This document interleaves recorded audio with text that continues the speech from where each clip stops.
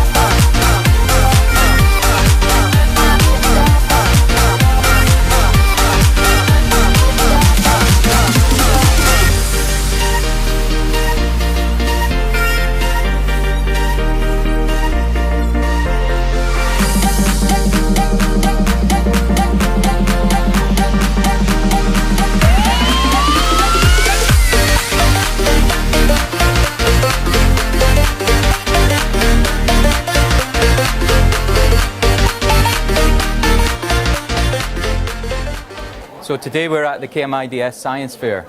Our science fair is taking place across all grades, from grade 7 through grade 11.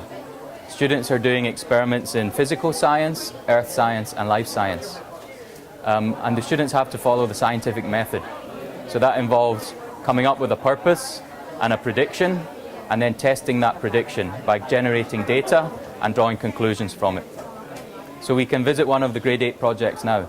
Okay. Can you introduce your hypothesis? So our hypothesis is we're using the straw. It's the best idea because it is lightweight and flexible. It can be movable around. So the purpose of this experiment is to protect the egg when it drops. Not only the egg. We can use another thing too. We can protect another thing too. This is just a prototype. Yeah. Okay. If we make the real one, we can put anything inside. So and make this one bigger so we can carry more. Excellent. So you hypothesize that this one is going to be the best, Yes. followed by this one? Yep. Yes. Okay. And did your data support your hypothesis? No. Actually, no. Because we have tried that. The straw is not strong enough.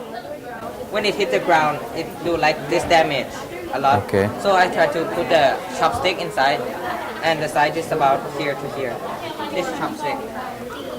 And that was to strengthen the straws? Yes, to make the straw more strength. And Okay. then when I dropped, it was a lot better. Okay, very good. And can you tell us about this one? Where did the inspiration come from this one? So this one we use like the medium bubble wrap to cover the egg, so it's more safety because when like the bubble wrap is hit the ground, so like The air will spread to the another bubble. bubble. And our inspiration is from the NASA thing, and from the Mars drops the ship from the outer space to the Mars, So we use that idea to do it with like the egg too. the bubble wrap.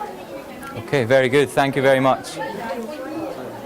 How do you feel like the students overall are feeling about being able to do this, and how are they handling the stress of getting everything together, thinking it through? So first I have to say that like I have a hard time doing it on my own because like that's actually not my first time, but every time I do the lab on my own is quite hard and struggling, and I like the thing which is hard is like the first step, which like what to start and what will be the result. It's quite interesting and then like stressful also in the same time. Now here's my question.